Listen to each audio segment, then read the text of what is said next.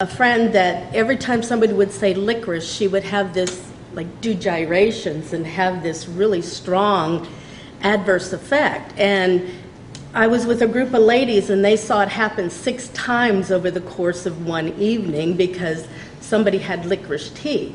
And they'd say licorice, and she'd go, ugh, and just shiver and go through all these things. So I asked her how connected to this she was. I mean, you know, this response. And she said that she would rather do without it. So the next morning we were able to have a little personal time, and I took about 10 minutes. And at the end of that 10 minutes, I said to her, I said, so how strong is this adverse reaction to licorice right now?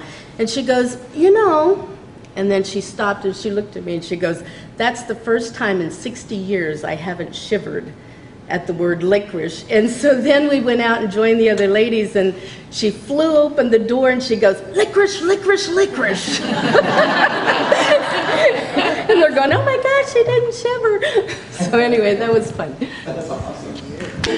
My name is Kyoko, and I was sharing with Dr. Brad my story because I was grateful to him for the emotion code, because I was raised, and I believed all of my childhood and adult life, that all women were beaten. It was just a matter of how well they hid it.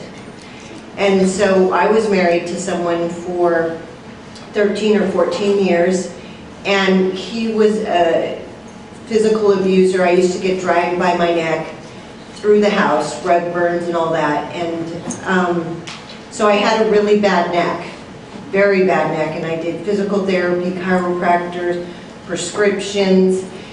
And then I was with Mitch, and my neck was so bad, it felt like there was a really big bolt in the back of my neck, and I would get nauseous from it most of the time. It was constant. And so Mitch got on the phone with Dr. Brad, and because I was too sick to do it. And in probably less than 10 minutes, even though it seemed like 10 minutes, that feeling of the bolt in the neck was gone, and then the nausea was subsiding, and it's never come back since. That was probably almost 2 years ago. And so, and I've been to therapy and a lot of different things, but something in 10 minutes instead of dang years of therapy.